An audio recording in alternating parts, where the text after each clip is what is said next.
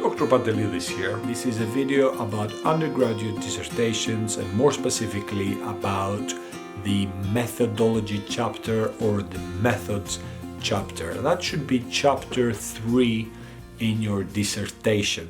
Why do I start with defending your methods? Or should I say justify your methods? Defend your methods! When choosing your methods, you will instinctively lean towards either quantitative or qualitative. In my experience over the years of supervising students, that seems to always be the case. We tend to stay away from things that we are afraid, and we tend to like things that we are more comfortable with. There is nothing wrong with this. Come on, follow me to my computer.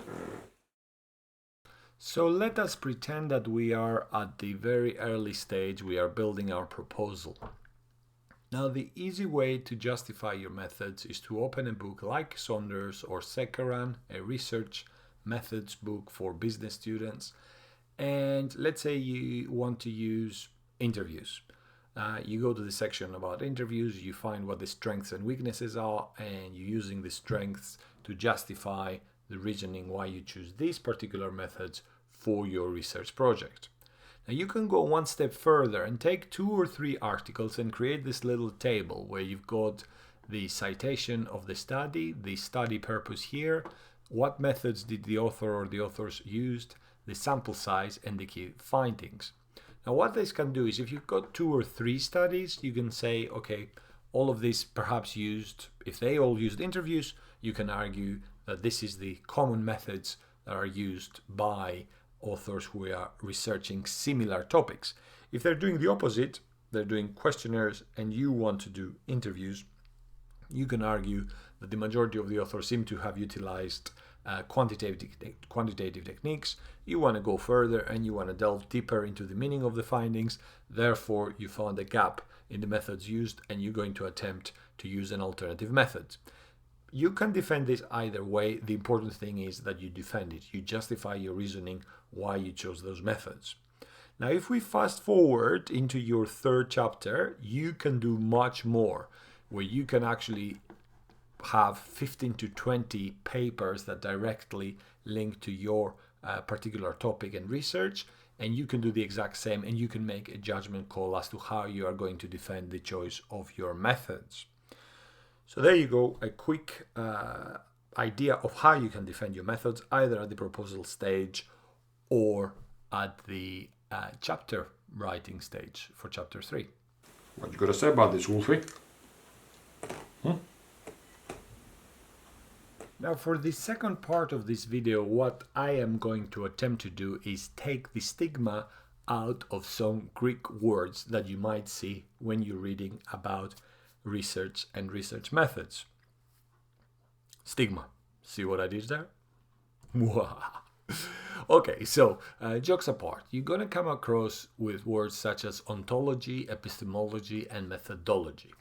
Now, at an undergraduate level, you could forget about ontology and epistemology, and all you need to do on chapter 3 is talk about methodology and your methods. And I'll come back to that in a minute. So if all I have to do is talk about methodology and methods, why should I ever bother thinking about words such as ontology and epistemology, Yanis? Well, so let's think about music theory. Now, you can pick up a music instrument and you can start playing some basic music. And you could teach yourself and be pretty good at that. Now, there will come a point that that's as far as you can go. If you knew music theory, you could actually learn about scales and you can become a much better musician. Trust me, I know. I never learned music theory. I'm a terrible musician. In the same way, you can think about ontology and epistemology as your music theory. You can become a far better researcher if you start thinking about your basic understanding of nature, the universe, or multiverse, depending on where you are. For this particular video, I'm going to just talk about the basics, and I'm going to try to talk in extremes so that I keep it as simple as possible. But before we go into ontology, let's think a little bit about methods, because we all start at an undergraduate dissertation from the methods themselves. Now, what you see here is our two keyboards. These are two tools. Let's think of them as our methods. Both methods, both tools are achieving the same end goal.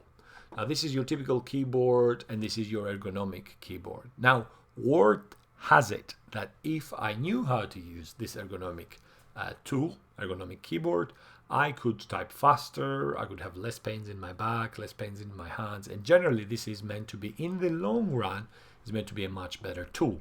However, a couple of days ago, I was supposed to go into class and I was at a different office, so I used one of these little treasures to try and log on to the computer and print a register, and it took me about 20 minutes. With this, it would take me just about under 2 minutes. So at an undergraduate dissertation, you have a very limited number of resources, and time being the most valuable resource of all, you need to make some key decisions and cut through the chase and use what you're more familiar with. So let's go back to ontology. Ontology is about your general beliefs about reality. Okay? And I'm going to talk about two extremes. On the one extreme, you got the realists, those who believe that there is one truth, that it can be measured objectively, and that's it. On the other extreme, you have those who believe everything is relative, that there might be many truths. Now, every decision that you're going to make about your research study will be influenced whether you are a realist or a relativist. Whether you believe that 1 + 1 = 2, or whether you're seeking the meaning behind 1 + 1, and you say 1 + 1 what, Yanis? If we're talking about humans, maybe two humans get together, have a family, and there's only 3. So we got many truths.